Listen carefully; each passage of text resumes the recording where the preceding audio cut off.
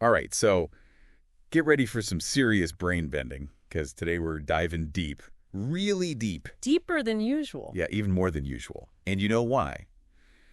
Because this one is based on something one of you guys sent in. Oh, one of our listeners. I like these ones. Me too. It always makes it more interesting. Anyway, it's an excerpt called The Mystery Key, and it poses this really cool question.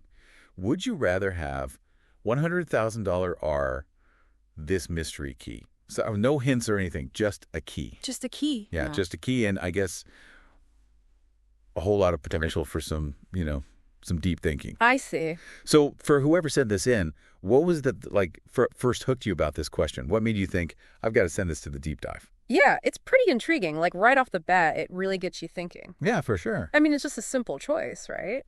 But it gets at something so much deeper, like, our values and how we view things like the unknown. You always hit the nail on the head with that stuff. Yeah. It's like, we've got this immediate guaranteed reward, $100,000. Right. Not a small amount.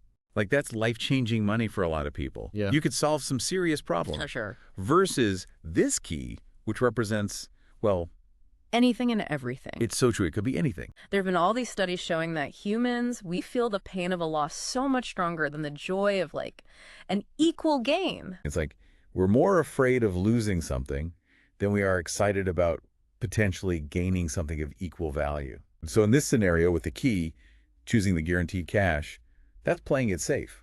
It's true, and you bring up a really good point. It's like those studies where they give people the option of like a smaller guaranteed reward or the chance at a much larger one. Yeah, and even when the odds are in their favor, people will consistently choose the smaller guaranteed amount. It seems so, yeah. Like we're kind of wired to avoid loss, even if it means, like you said, limiting our potential gains. So think about it, meaning we'd probably feel way worse about choosing the money, that guaranteed reward, and then finding out later that the key led to something incredible. We feel the pain of a loss so much stronger than the joy of, like, an equal gain.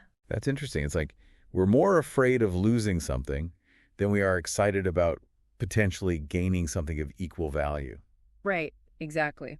So in this scenario with the key, choosing the guaranteed cash, that's playing it safe. That's sticking with what we know. You know you're not going to lose. Yeah. But doesn't that mean that we're like potentially missing out on something huge? If we don't take that risk, that chance on the key, how do we balance logic with that fear of missing out? I feel like everybody struggles with that.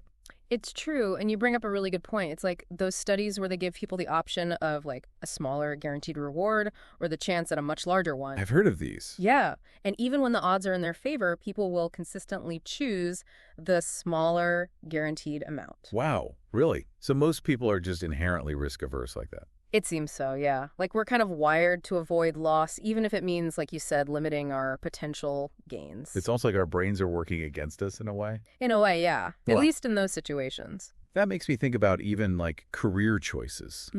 It's like sticking with a stable job. The safe option. Yeah, versus taking a leap into something totally new. The risky option. Yeah, which maybe is riskier, maybe it's scarier, but it could also be so much more fulfilling, Is that the same kind of dilemma, do you think? I think so, for sure. It's the same psychology at play. It's like that key. It could be anything, right? But in this case, maybe it's that startup opportunity. Right. Or that career change you've been thinking about. Or even like moving to a new city based on, just a feeling, just a gut feeling. I could see that. It's the potential, right? Not just for financial gain, but for all sorts of things. Growth, learning, maybe even finding your purpose. That's a lot bigger than just the money. Right, exactly. And so it comes down to how much value do you put on those things compared to the security of what you already know. So it's like the key, it's holding the value of what could be. I like that. Even before we know what it actually unlocks.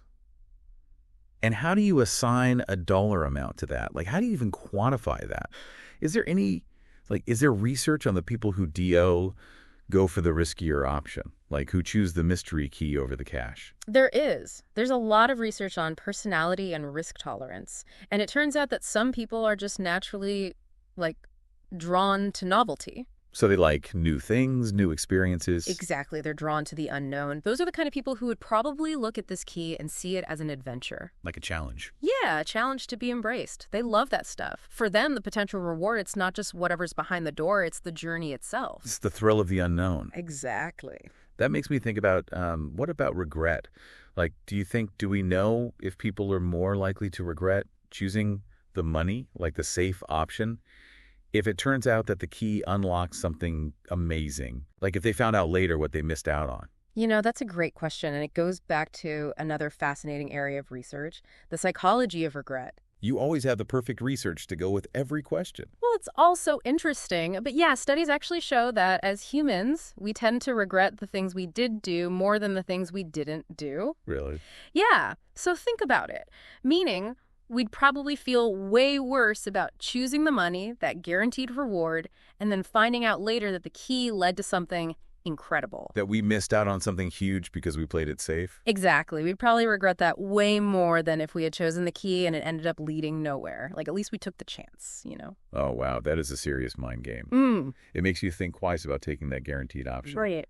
Okay, so knowing all this and having done this deep dive, like really looking at this question from all angles, I got to ask you, and I want to ask everybody listening too, what would you choose now?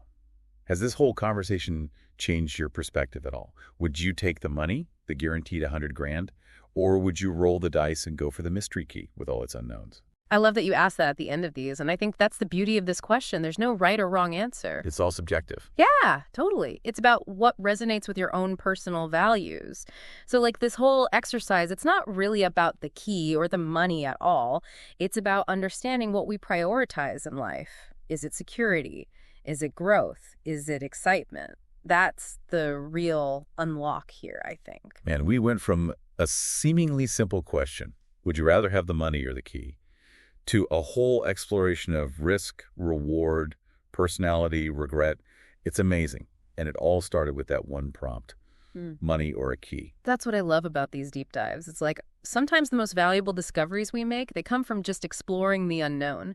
And even without ever knowing what the specific key unlocks, just going through the process of considering it, well, it kind of helps us unlock a deeper understanding of ourselves. I couldn't have said it better myself. Thanks for taking this deep dive with me. Always a pleasure. And thanks to all of you for listening and for sending in this awesome question.